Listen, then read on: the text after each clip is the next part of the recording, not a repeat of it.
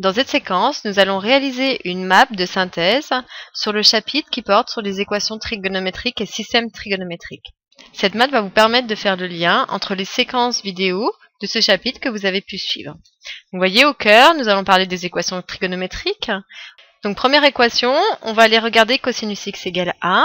On avait vu que suivant les valeurs de a, il y avait des solutions ou pas. Les deux cas de figure étaient soit était strictement plus grand que 1 ou strictement plus petit que moins 1, soit a était compris entre moins 1 et 1. Donc déjà, dans le premier cas de figure, eh bien, on voit que si on prend par exemple a égale 2, la droite verticale ne coupe pas le cercle. Conclusion, ça veut dire qu'il n'y aura pas de solution pour toutes ces valeurs, soit strictement plus grand que 1 ou a strictement plus petit que moins 1.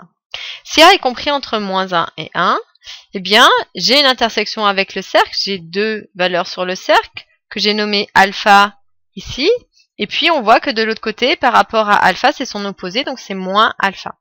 Ce qui veut dire que les solutions vont être de la forme alpha plus 2 donc ici le 2 représente le nombre de tours, soit en sens positif, soit en sens négatif, ou du type moins alpha plus 2 de la même manière, ici c'est le nombre de tours. Et bien sûr, suivant le contexte qui vous est donné, il va falloir trouver les solutions suivant l'intervalle qui sera donné. Deuxième équation, sinus x égale b. Même cas de figure, on a vu que suivant les valeurs de b, ici, on avait deux configurations différentes. Donc, premier cas de figure, ici, soit b strictement plus grand que 1 ou strictement plus petit que moins 1. Donc ici, on a pris un b négatif. Par rapport à l'axe des sinus, ici, on voit que pour un b strictement plus petit que moins 1, eh bien cette droite ne coupe pas le cercle. Donc ça voudra dire qu'il n'y aura pas de solution.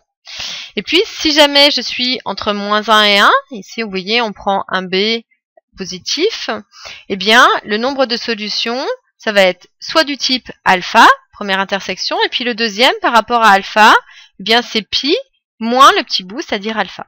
Mais en fait, sur R, il en existe une infinité de la forme alpha plus 2 pi, c'est-à-dire un nombre infini de tours, dans le sens positif ou négatif, k est un élément de z, ou pi moins alpha plus 2 pi. Donc ces deux formules, vous n'avez pas à les connaître par cœur, mais par contre, vous avez à savoir votre cercle trigonométrique pour pouvoir les retrouver. Et de la même manière, il va falloir adapter les solutions suivant l'intervalle qui sera donné.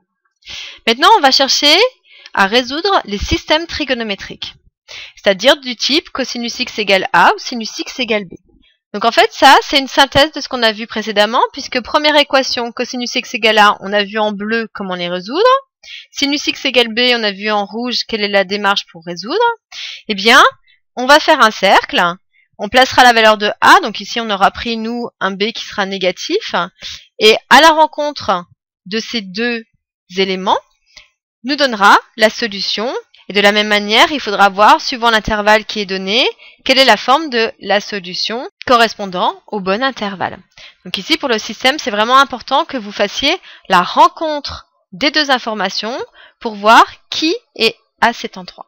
Voici donc une synthèse qui vous permet de faire le lien entre les différentes choses apprises via une map, et vous pouvez retrouver cette map version papier sur le site.